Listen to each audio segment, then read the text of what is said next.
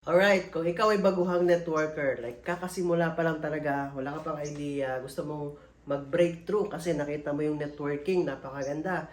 Ngayon, may tuturo ko sa iyo simple mga beginner moves, mga beginner tips para sa iyo. Una sa lahat, kailangan alam mo magbasa ng genealogy. Ito yung genealogy ko, ito ay 500,000 blueprint ko. So, alam ko na kung paano ko siya babasahin na kapag may specific na nalagay akong tao, kikita ako ng 500,000. Now, ito na. Kung ikaw ay baguhan, make sure mag-take note ka para hindi mo makalimutan at syempre mabalik-balikan mo. So ngayon, ikaw kaka-join pa lang, nagpadala ka na ng pera mo, anong gagawin ko? Normally, yung mga upline natin or yung mga taong nag-recruit sa'yo or yung sponsor mo, sila mismo yung magbibigay ng pattern or system, kung ano mang system na meron kayo sa team ninyo. But this time, this is kumbaga pang general knowledge as a networker, no? As a beginner networker. So, kailangan mo lang unang-una, alam mo dapat kung ano yung pinasok mo. 'Di ba? Pag sinabi nating networking,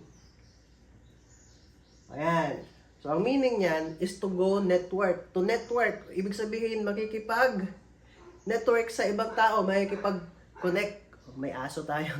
Makikipag-connect, makikipag-communicate. Ayan. So, kumbaga, makikipag-halubilo ka. Networking. Ayan.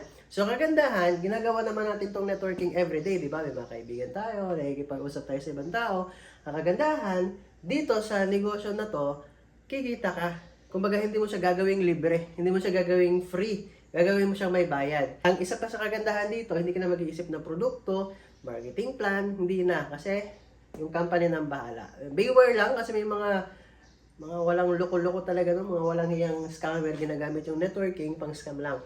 But then, kung nakita mo naman legit yung company, stable, yung community na sasamahan mo, congratulations.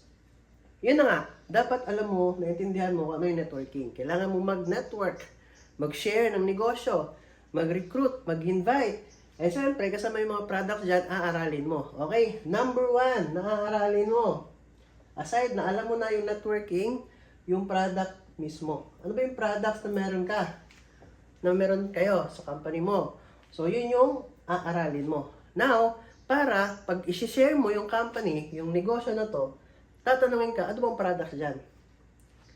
Wala kang alam, hindi mo alam, tama, kasi kakasimula pa lang. So ngayon, kailangan mo siyang aralin. Para pag tatanungin ka, pag i-share mo na yung negosyo, alam mo na yung sagot, tama? So, product orientation, kailangan alam mo yun, ma-orient ka.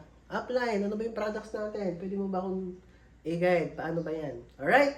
Ngayon, pag alam mo na yung products, alam mo na rin, alamin mo na yung flow of presentation. Paano ba yung flow natin, upline? Ano ba yung gagawin natin?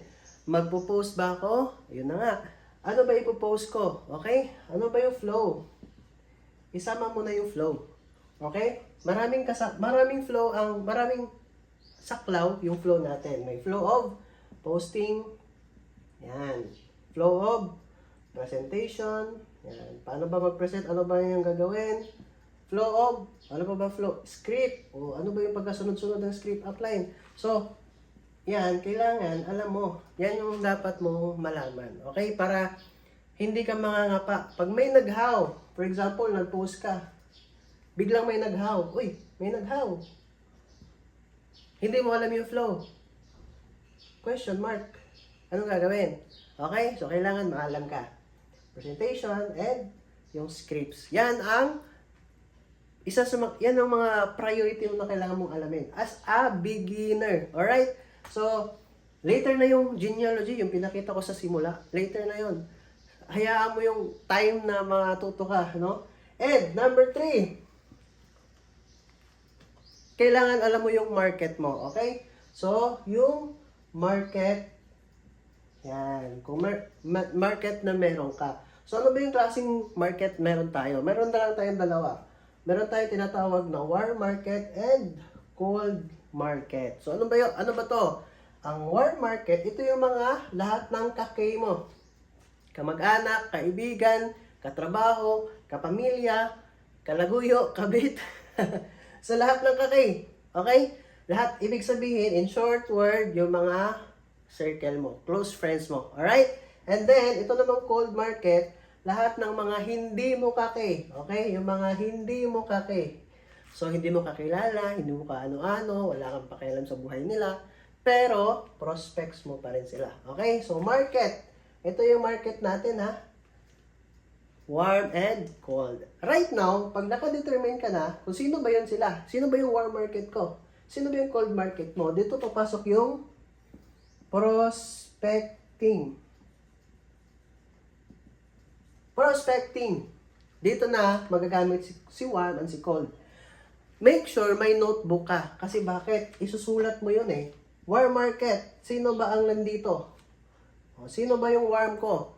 Sino ba? Joseph. Si Jose. Yan. Gisa. Gisa talaga. Josephine. Lahat ng J. Lahat. And sa cold naman, sino yung mga online palagi sa Messenger, yung naka-green, pero hindi mo kakilala. Friend mo sila sa Facebook, pero hindi mo masyado sila kilala. Okay? Isulat mo rin yon. Edward. Domingkite. Yan. Carl TC. Yan, sulat mo. Ngayon, ito pa ang tatandaan mo sa prospecting. Make sure sa prospecting, meron tinatawag na, ito ha, prospecting tayo ha, may tinatawag na man. Man, dapat ha. So, ano ba ibig sabihin ng man? May means, may authority, and my needs. Alright? So, kailangan, ang isusulat mo sa prospect list mo, kailangan may man, may lalaki. May means.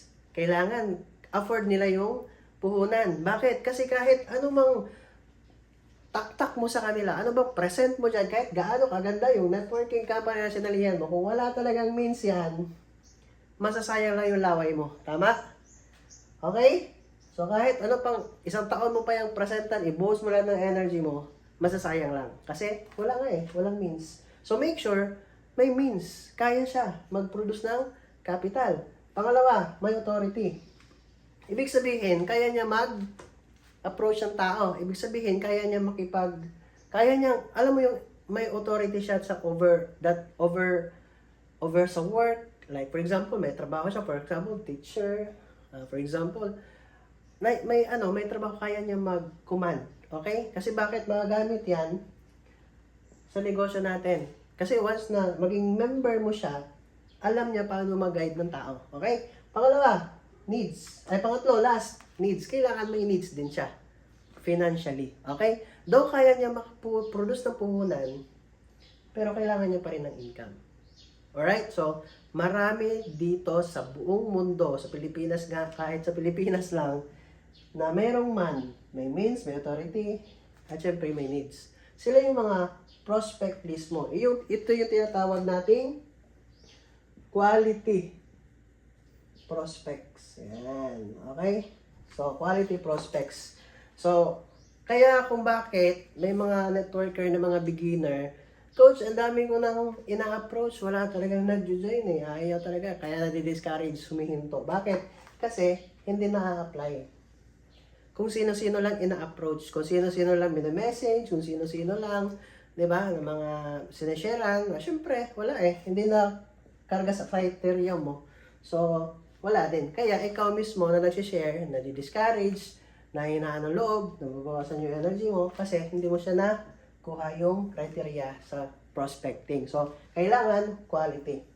Alright, so, ito muna, yung ituturo ko sa'yo. Meron pa tayong tinatawag na 3-piece, meron pa tayong tinatawag na 5 fingers. So, saka na yun, ito muna. And this is just our episode 1. Gusto ko na mag-subscribe ka para makapasok ka at makapakinig ka sa ating episode 2. Di ko alam kung kailan natin i-upload. Baka susunod na bukas ka agad. So, sa ngayon, sana may natutunan ka dito. Pinaka-importante sa networker na beginner, ito yung dapat na malaman mo. And yung iba, sa next na natin na episode. Maraming salamat. God bless. Happy networking.